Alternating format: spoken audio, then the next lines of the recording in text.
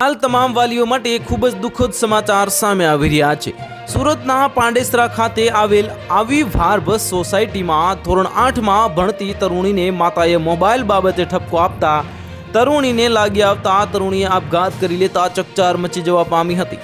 મળતી માહિતી મુજબ મૂળ ઉત્તર પ્રદેશના રહેવાસી અને સુરતમાં લેબર કોન્ટ્રાક્ટ રાખવાનું કામ કરતા પરિવારની સગીરા જે ધોરણ 8માં અભ્યાસ કરી રહી હતી ત્યારે તરુણીની માતા શાકભાજી લેવા ગઈ હતી, જે બાદ માતા પરત આવતા તરુણીએ ગળે ફાંસો ખાઈ લીધેલી હાલતમાં જોતા પરિવારજનો પર આભ તૂટી પડ્યો હતો। ત્યારે આ મામલે પોલીસે ગુનો નોંધી આગળની કાર્યવાહી હાથ ધરી છે।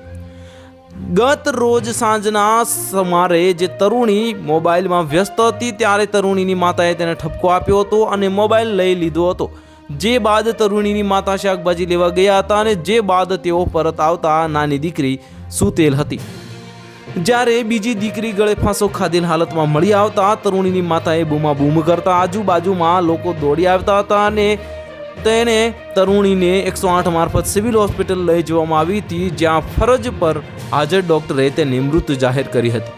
તો હાલમાં એટલે આટલું જ। મળીશું નવી અપડેટ સાથે। જો તમને અમારા વિડીયો પસંદ આવતા હોય તો વિડીયોને લાઇક કરી દેજો, ચેનલને સબસ્ક્રાઇબ કરી બાજુમાં આવેલા બેલ આઇકનને દબાવી દો, જેથી તમને આવા સમાચારની અપડેટ મળતી રહે।